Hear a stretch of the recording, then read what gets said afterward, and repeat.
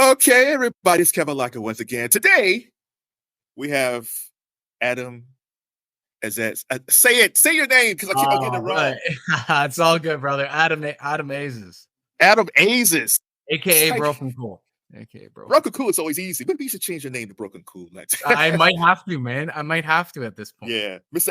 Aziz, how you doing today, sir? It's so hard because you see the spelling. Because I want to say AZ, like AZ. I know, like, right? Should I show you know? Yeah. So the reason we're talking to Adam today is he was the writer of my favorite music podcast this year. My second favorite podcast is the R&B Money podcast with Tank. I love that podcast so much because they just go in deep of R&B. Tank's R&B Money podcast. But the Class of '88 hip hop podcast is an amazing documentary of 1988 hip hop. Adam, welcome to the show. How are you today? I'm good, brother. I'm good. How's it going? Appreciate you having me. I know we tried to make this happen in 2023, but we missed. But we're good. It's 2024, new beginnings. That's the way I look at it. So where are you now? I'm in Akron, Ohio. You are where? Yeah, I'm based in Toronto. T-Dot. That's it. What's the hip hop scene before we get into this? Like, what's the hip hop outside of Drake? And I like Drake, but outside of Drake, who's the rappers who are popping in Toronto right now? Wow, I mean, I think there's a ton on the come up. I mean, I've spent a lot of time working on things with a lot of people that have been around for many years, right? So, my favorite rappers from the city are legends like Cardinal Official and Socrates and Chaclair and but there's definitely some dope ones on the come up, like Swagger Right and Swavey Lone Wolf and a lot of cats on the come up around here. Roadrunner is really dope. So yeah, man, the city, it's here, man. This is where it's at. All right, cool. So let's go back into the 80s, which was my wheelhouse. How did the Class of '88 podcast come about? Wild story, man. I mean, I can remember it pretty vividly, right? It was June 2021.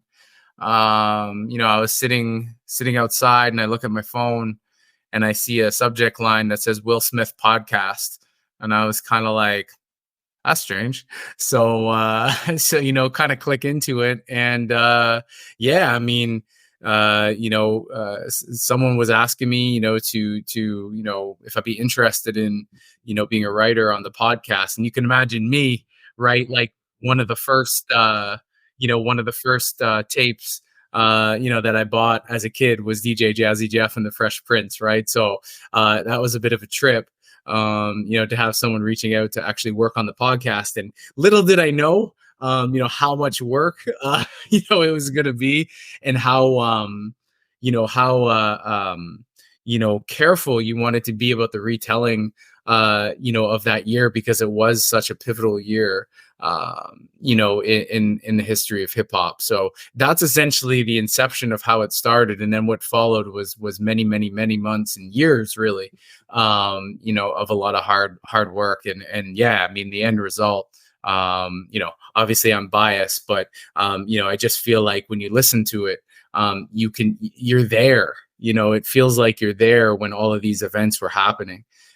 Which is just so dope, and it turned out, amazing. Let's give a shout to the production team, because there's the writing and the production team. Because when you're listening to it, it's like it's a podcast, but it's like an old timey storytelling where it just on the journey, the sound effects. It shifts back and forth where you have the main story and it shifts to something else that goes back to the main story. And then at the end, Will gives you a teaser to the next episode. It just keeps you engaged the whole 30 minutes of each episode, which sounds long, but it goes so quick.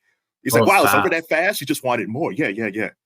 Yeah. I can tell you it wasn't fast to write the episodes, but they do go fast. Yeah. Shout out, Awfully Nice. is one of the producers that I work really closely with. That's a production company. But obviously like Westbrook and, Wondery and Audible and, everyone that was involved. But it's, they speed along, and it, I really like that it gives, shine, to everyone that really had, such a huge impact, that year. It turned out amazing. I was going to bounce this question later, but I'll bring it back. Yeah. The one thing that's great, because a lot of rappers, which is fantastic, but also behind the scenes people, especially women. I think sometimes I don't think people really understood how many women actually had a footprint in that era of hip hop, just behind the scenes. They weren't Rick Rubin or Russell or Leah Coleman, any of these people. They're just behind the scenes doing work, especially like Layla Perkins. Like the story of Layla Perkins, how she got Public Enemy to perform at Rikers Island is an amazing story. That is wild. And you can feel the passion. I won't say what happened, but the passion in her that she really wanted it to happen. But she's kind of like a representative of all the women who actually cared about. It wasn't a job. They were passionate about hip hop in the 80s. You're so right, brother. I mean, like one person I've been able to, connect with, outside of, putting together the shows, Tokyo Rose, who, was Will and Jeff's, first A&R in earnest. And, someone that I think, really hits what you're talking about, right, is back then, because nobody thought they were going to get rich off of this back then, right? I mean, it was starting to evolve, obviously, in 88, but even still, if you talk to a lot of the artists from back then, they weren't, there was no motivation, there for that, right? Because they didn't know it will become what it has become, today. And there was so much passion and just love of the culture. And just as an aside, I mean, that's what's kept me, in it for so long, right? I mean, it's great to have, opportunities. And I've had a ton of them, probably more, in the back half, right, and than even in the front half. But you can't stay engaged in something this long, irrespective of opportunity and money and everything, unless you have a deep passion and love for the culture. And I just love hip hop culture, everything about it, every corner of it. I have since I was 7 years old. And it's just like molded your life, right? And I think to be able to get to work on a podcast like this kind of brings it all full circle for me, because when 88 happened, I was 8 years old, right? Which is just wild to think about. And here you are, that many years later, writing about something that you probably didn't know too much about, right? Back then, I knew DJ Jazzy Jeff and the Fresh Prince, of course, and NWA, which I used to catch a lot of heat for when I was 8 or 9 years old.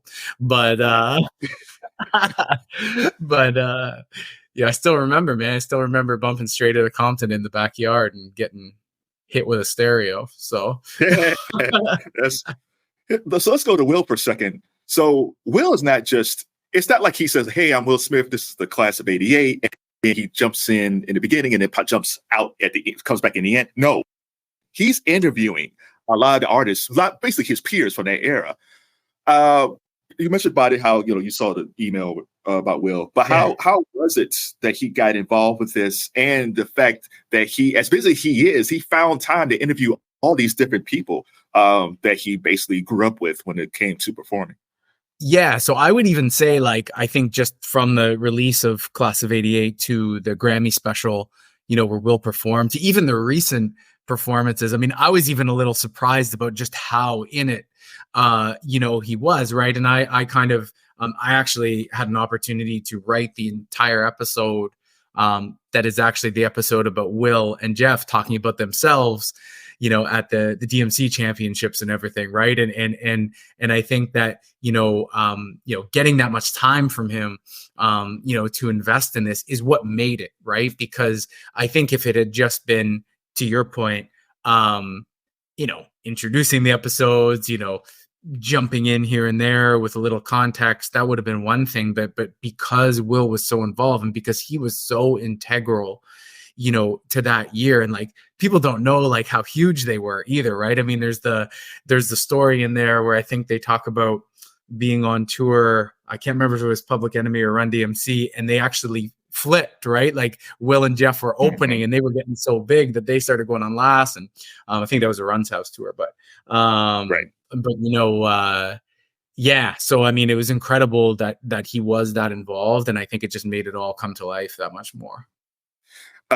You mentioned you got the Parents Just Don't Understand album as a kid. Like, I've always been a Phil Smith fan. Jeff the Fresh Prince fan since Girls Ain't Nothing But Trouble. When I first heard the 12 inch, the I Dream of Jeannie sample, and it's fascinating when you hear Will talk about that era, how he said he just wanted respect from the other rappers, and it saddens me just because I realized at a very young age I'm never gonna be LL Cool J. I'm not that cool. I'm not that buff. I'm never gonna be Ty, but I saw a lot of myself in Will and Jeff, and I think when you hear him talk with and just with the different rappers, the one thing I respect about that era was they respected Will. I think he didn't realize how much they respected him because that was their lane. Will and Jeff had their lane.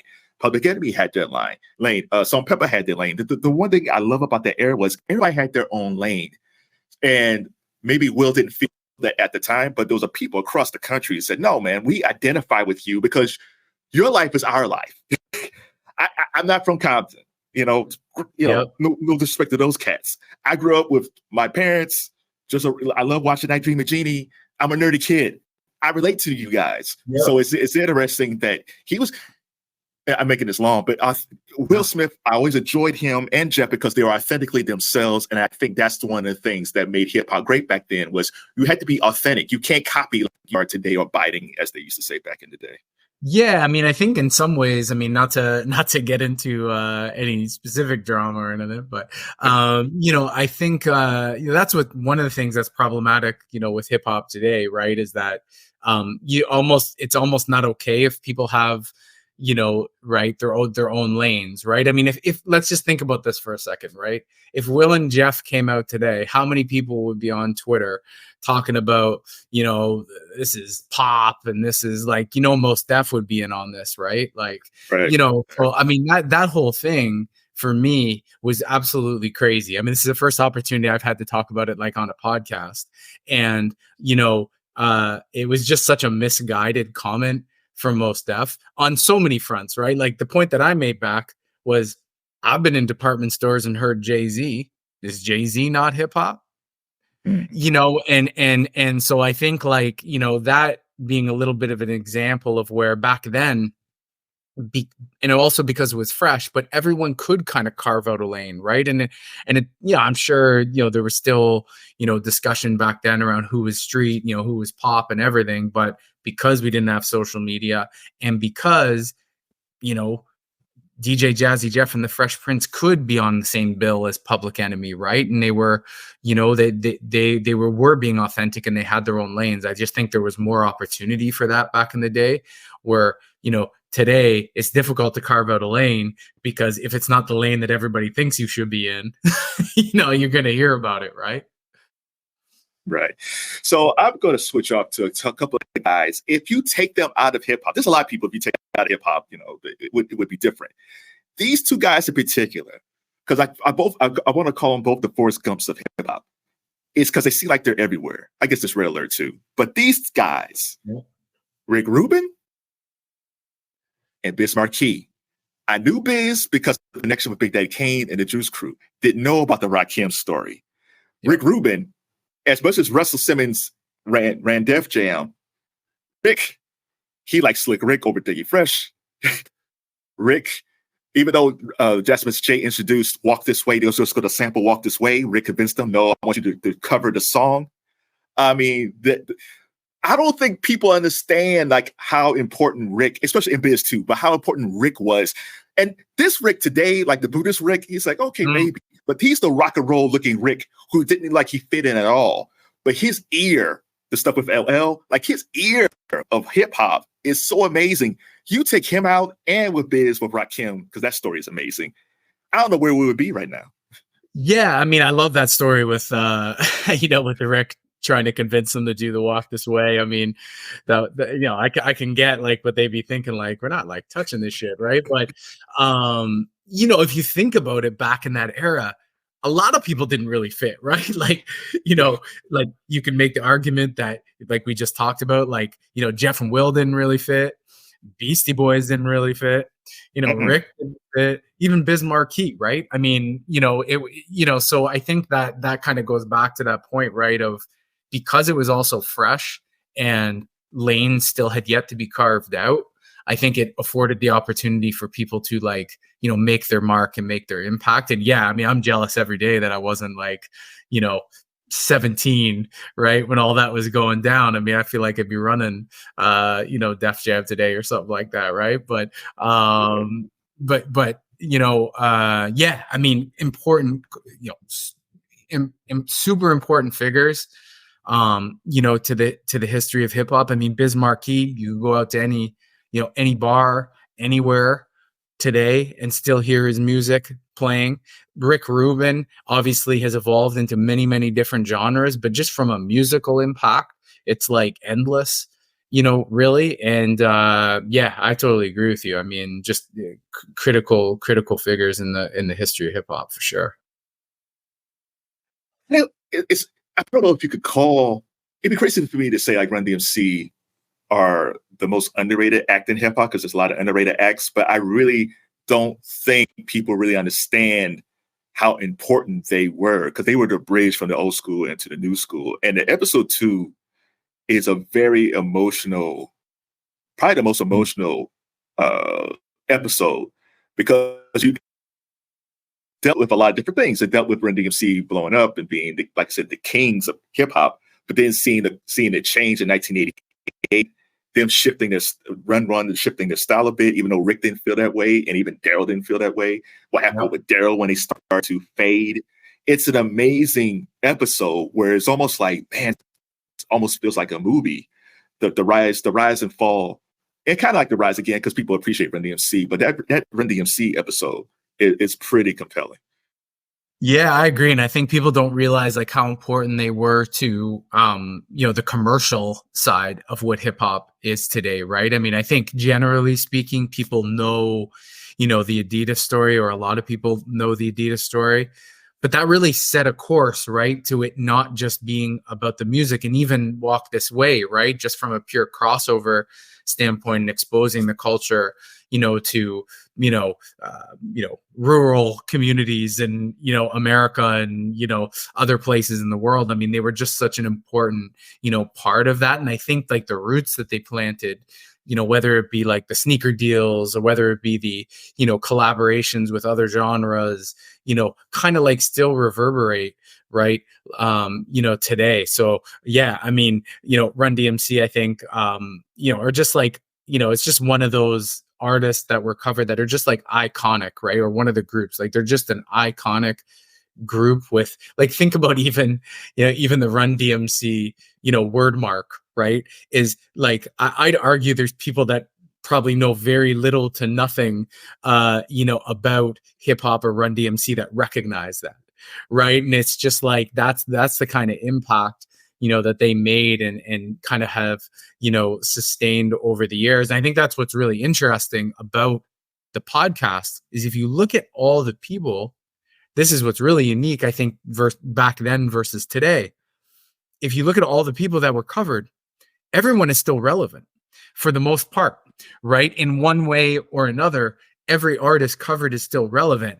I would argue that it's going to be tough in like 20 years to take 2022 and do a podcast on the year 2022 and have everyone that's still relevant, right? I mean, it's just the time, the time there, it wasn't only because the genre was new, it was because the artists were like captivating, right? And I think that's one thing that, when we have it's a shame when we have captivating artists like Drake, and have people kind of going at him because he's successful. There's not a lot of captivating artists, right? Especially on the hip hop side, right? Mm-hmm. And I think we have to like appreciate those artists that are captivating, irrespective of your opinion of the music. That's why the artists from '88 are so so historic and people want to hear about them, is because they alone, music aside, they're just iconic people, right? And I think that really came through, as you went through the doc is like, yeah, the music was part of it, but like, you know, Rakim or Queen Latifah or Eazy-E, like just stand alone. These are iconic people, right? Irrespective of music. This wasn't on my list, but you brought up today versus back then. I think the thing about Drake and even Nicki, I guess throw Wayne in there. He's a little bit older than them. The thing about Drake and Nicki is that they grew up watching Jay-Z at his peak, Eminem at his peak. That was like the Kanye and 50. They grew up, to me, like the last era of a dominant hip hop structure, because those like Jay, 50, Marshall, Kanye, because they grew up watching class of '88, so they understood. It's like R&B artists today versus R&B artists later that saw Jackson's Thriller and Purple Rain. Like they like Beyonce and John Jackson, they saw that. And the reason I think Drake is able to be Drake is because he came at the tail end of that era. The thing about today is they don't have that. Even though they have Drake and Nicki, that's about it. They don't have like a breadth of artists to look at. So, okay, I want to be like this person and that person. It's like it's not there anymore.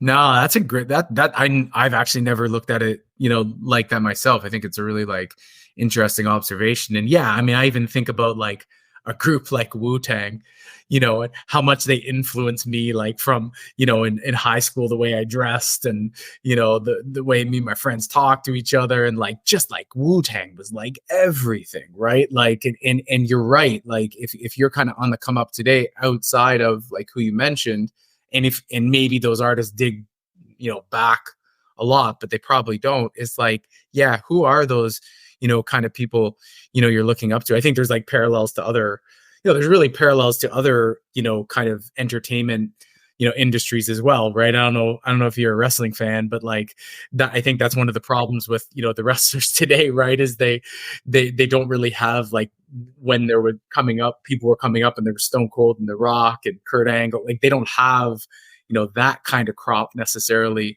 to look up to. So I think that's probably a problem in a lot of, entertainment, spaces. But yeah, it's a great observation. I totally agree, for sure. I'll make a brief observation. Like LA Knight. Like I like LA Knight because he's a throwback to, like, he is like Stone Cold and Steve. But when I watch him, it's like he's almost there, but there's something. there's like like a comedic thing, or man. There's something, and I like him. I like him a lot. He studied him. He gets it, but it's like there's something that's missing from him because he's not from that era. Yeah, I mean, it's just like that's it, right? That's the parallel, right? It's like those were special, like those are special people, right? I mean, no,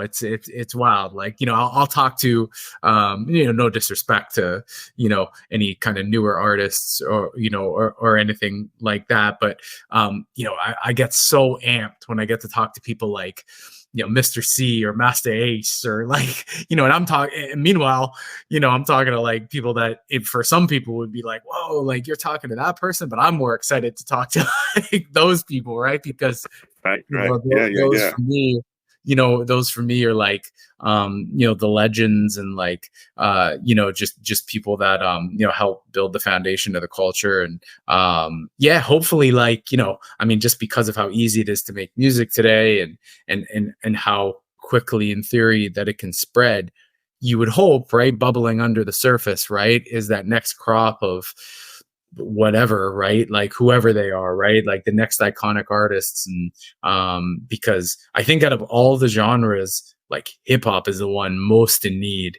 right, of the next wave of like icons, right? Because I don't know. I think modern day icon. Name me a modern day icon.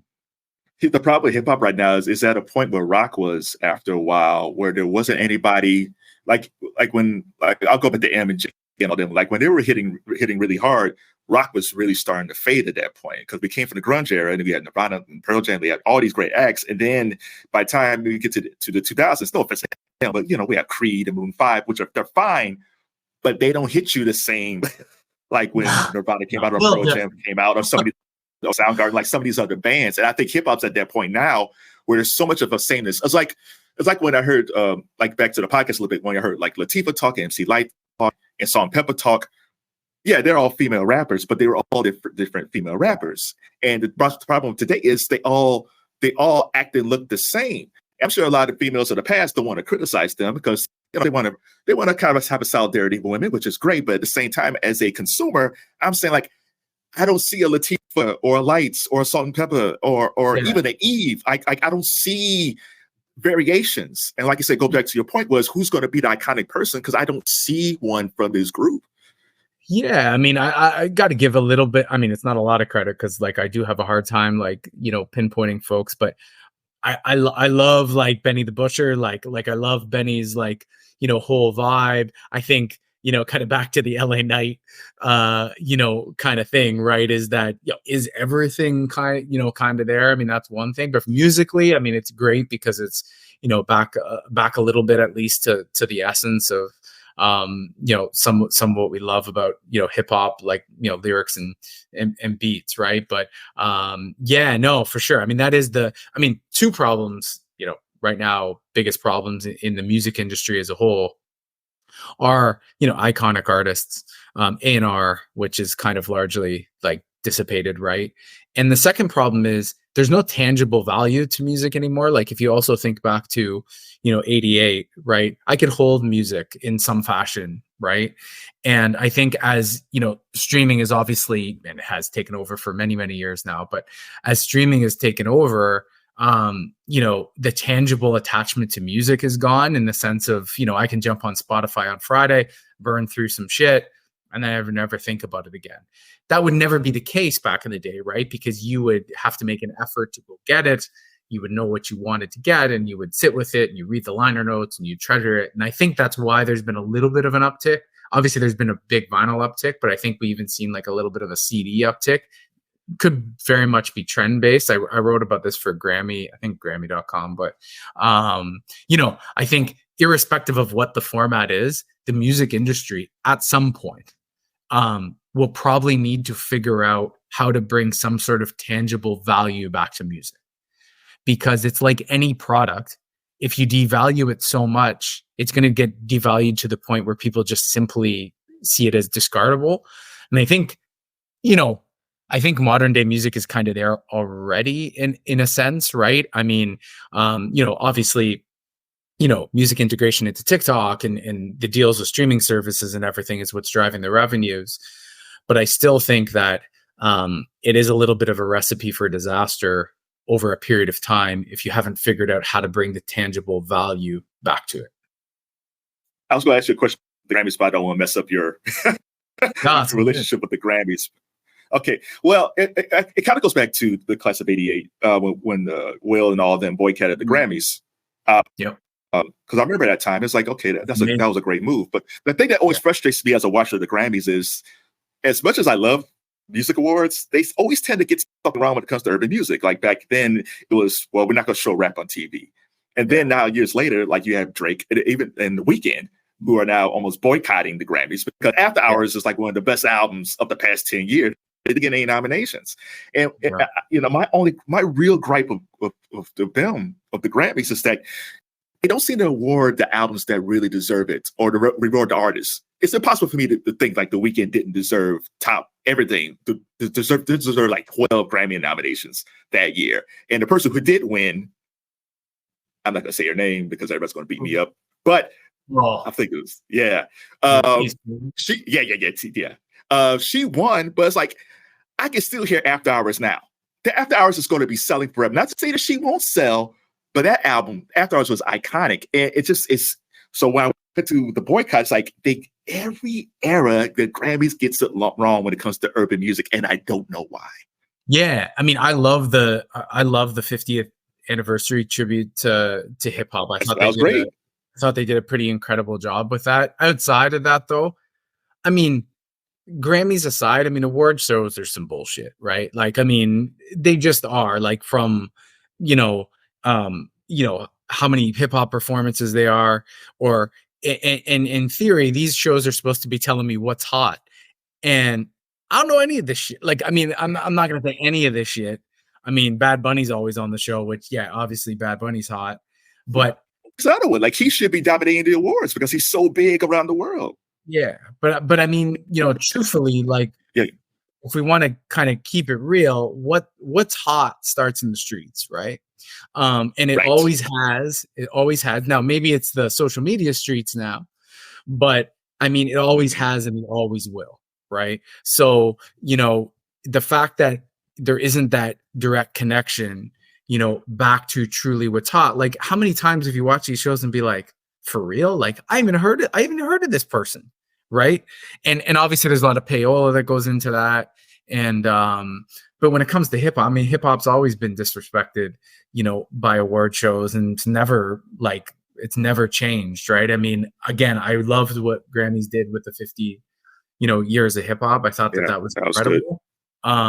But hip hop's black music has always been disrespected by award shows. But specifically hip hop has always had a had a raw deal, right across the board, and it's never really changed, right? I mean, that's the whole thing, is like, you would hope, right, like over time that it would change. So like when Will and Jeff didn't show up, when Drake says, fuck this shit or whatever, like, yeah, I get it, because it's like, just because you kick an award over every once in a while, it doesn't mean that you've had a true appreciation for the music or the culture for all these years. Again, the 50th anniversary of hip hop tribute was incredible. But like, does that make up for 49 years? Right. I got questions. Do you have time? Yeah, all good, brother. Okay. One of the stories, episode 8, I always enjoy hearing about albums that was shelved for years and it come out. It happened to Marvin Gaye. It happened to Maxwell. Like, I think he made his urban hangout suite in like 92, 93, and it did come out to after D'Angelo's album. The Slick Rick album.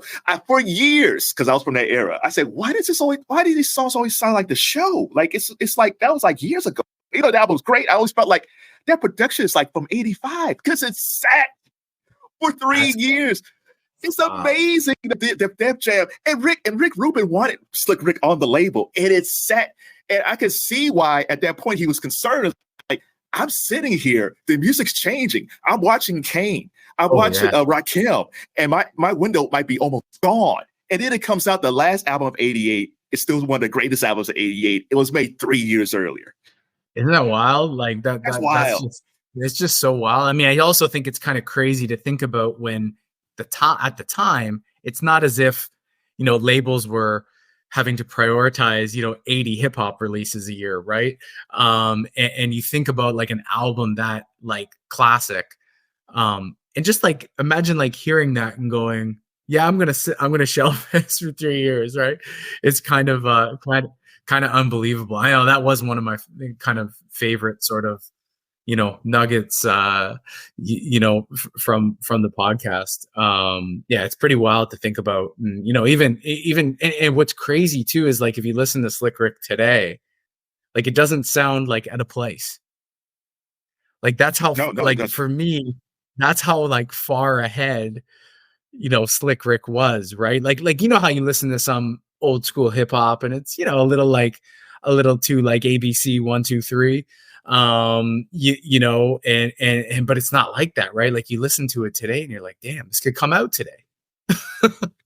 I think because those artists, again, they came through that MTV era where they saw Michael Jackson and Prince or Madonna or Duran Duran, and they made great albums. And I think back then the mentality is, I'm not just gonna make hit singles. I want to make great iconic albums like a Thriller or a Purple Rain or Born in the USA. And I think that mentality is that I want greatness here. I want to be just like them. That's the thing that's missing today. I think people are successful, which is great, but that thing, no, I want to be like Off the Wall. No, I want to be like that Phil Collins album where he had like 6 hits. Like, it's not there anymore at all, which I don't blame them. I mean, that's just the era that they grew up in. This is all they know. So I can't be too mad at them. It's just, I just wish flip someplace where someone made such an iconic hip hop album where people kind of like, oh, well, I'm gonna have to change something. It's like you mentioned Wu-Tang, or Nas. Like, when Nas, the fact that Nasir Jones is still putting out even like better work now, And then nothing's going to top like Illmatic. But the fact that he's still this engaged and still putting out tracks that might actually be better than some of his younger work after Illmatic is pretty amazing to me. I tell you something. I know we're finishing soon, but I'm actually a bigger fan of It Was Written. Oh, that's a good choice too. That's controversial. It's not controversial at all. Nas is great. Like Nas, like Run DMC being underrated, Nas is extremely underrated for what he does as a writer. Like the fact that he's this age and still writing is amazing to me. Okay, so last question. So if the class of 88 was amazing, is there plans for, because 89 was actually great too, because then we get into De La Soul and all that stuff. But we could also just put it to like 92, because then we get into like Dre and Tribe and all these things. Like, is there be a sequel to 88, or is that it? Because it was so in depth the first. Yeah, I think it's a great idea. I haven't heard any specific plans or whatever, but I just think the concept of the podcast, in theory, right? You could go through, the subsequent years up to, 98 if you wanted to, right? Like, so much iconic stuff happened and the genre changed so much. So I hope so, because I would love to be involved, but no plans I've heard yet, unfortunately. Okay, and I'm stealing this from the R&B Monday podcast. Who are your top 5 rappers? It doesn't have to be from 88, just overall. Like, who do you, if you had to break out, like, okay, I want to listen to hip hop today, whose albums or which artists would you just say, okay, I'm on a road trip, I'm going to break these parts out? And it changes every day because we all like it. Yeah, it does. Like, my top 5 MCs in no particular order would have to be Jay, Nas, KRS-One, Rakim. Who am I missing? That's really. I'm missing somebody on my list, and I gotta look it up. Yeah, I don't want to get. I can't get this wrong, right? So, there's no wrong answers. Definitely. I think there are wrong answers. There's definitely wrong answers. God damn. Shoot, I don't. Okay, I'd maybe. I'd maybe throw. I think I gotta throw M in there. But I will say that out of all those artists, I will just say that Eminem's music has not aged as well. But you can't doubt, from a lyricist standpoint. Yeah, M's got to be in there. Yeah. He. I think sometimes he cared more about the lyrics than he did about the beat. Sometimes. But he makes great things. It's just sometimes, the beats was like lesser. But I mean, he's still great. To be fair, I'll give you my top 5. My top 5 is a little bit different because I'm going by that era of 80s. Okay. I'm just going by, or it's that's from that era, 80s era. It was Houdini, because Houdini actually made. But I love Run DMC. I love Run DMC. Houdini made me fall in love with rap with the Escape album. Oh. Then up to the Fresh Prince, because like I mentioned before, I saw myself reflected in him.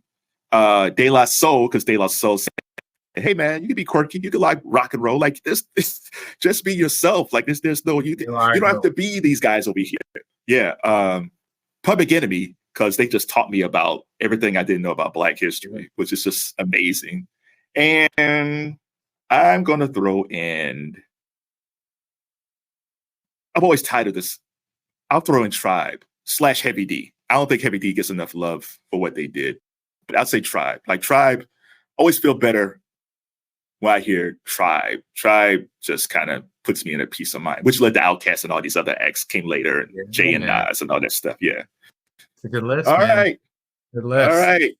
Shout out Chuck D, man. Cool dude for sure. Shout out to Chuck D. Like, Chuck D, one last thing. I'm surprised that Ralph McDaniels did not sue MTV. He could have. Like, I think he's cool where he is, but it's amazing to me that he didn't sue them for stealing his idea. I agree. That was wild. That's some shit. It's a wild thing. All right. Sure. All right. Enough talk. Adam Aziz. Aziz. All good, brother. All good. Adam Aziz, thank you for the conversation. If they want to check out the Class of 88 podcast, where can they go? Yeah, I mean, it's on Wondery and Audible if you want to check me out, at Broken Cool everywhere, or brokencool.com. And before we go, what has the response been from people from the podcast? Oh, it was a trip, man. I mean, just hearing from people that I listened to back when I was a kid, and and then just kind of your, just general listeners, people checking out the podcast, it was just incredible, right? I mean, there was a pocket of overwhelmness there, which was in a good way, right? With just the response, and just getting to hear from some people that I admire, and really dope. Yeah, a special thing to be involved with, for sure. I don't like to say it's once in a lifetime, because I'm hoping I'm going to do something greater than that. But if not, I mean, it was a cool, very cool thing to be involved with, for sure. And one last thing, maybe someone hears the podcast and want to do their own version. You're a writer on it. What tips would you give people who want to write something like that? Because it's very intensive. So what advice would you give people if they want to make something? And it doesn't be about hip hop, just if they want to do something in any genre of music or movies or TV, that they want to do something like that. Man, make sure you carve out lots of time and get ready for intense writing sessions. How many writers was it? So it was 3 writers on the podcast, I believe. Oh, wow, that's all. I was kind of on the heavy front end of it. So I think where the bulk of the action kind of started and happened. What I'd say is, like, yeah, I mean, when you're, I think it's one thing if you're, I'm going to start a podcast about the best food for whatever, and you just kind of burn through some shit. I think that's one thing. I think it's another when you're trying to retell historic moments and, in the right way. So yeah, my advice would be, just, know that it's a pretty intense process. I mean, for me, it was a bit of an eye opener, to, just writing that much script, and, so it was, it was something, man, but it was really dope to be involved with, for sure. And finally, what was your favorite episode? Do you have a favorite episode? I mean, I guess my favorite episode is the one that's largely centered around, Jeff and Will, just because, their trip to London, and how that the whole album came together. I think for me, just, they were one of my favorite artists back in the day. I do also love the NWA episode, because I just love West Coast energy, period, in hip hop, like then or now. Like, it's just special, right? So that's another favorite for me. I would say those two are my favorite episodes. I'll make this my last statement. The one reason why I love Will and Jeff so much is the loyalty.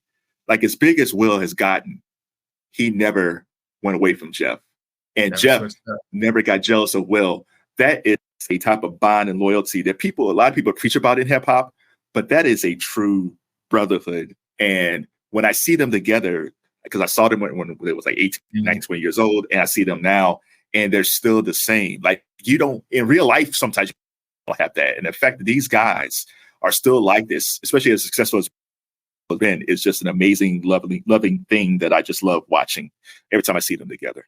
It is pretty wild. I agree. That's, and you said it best, right? I mean, even just like kind of every day, you don't see that too much. So yeah, it's pretty wild. They've been able to maintain it. Really cool. All right. Thanks a lot, Adam. Thanks a lot, brother. I appreciate it, man. Enough. Yeah, thanks for having me, brother. That was awesome. All right. Have a good day. Take care. See you, man.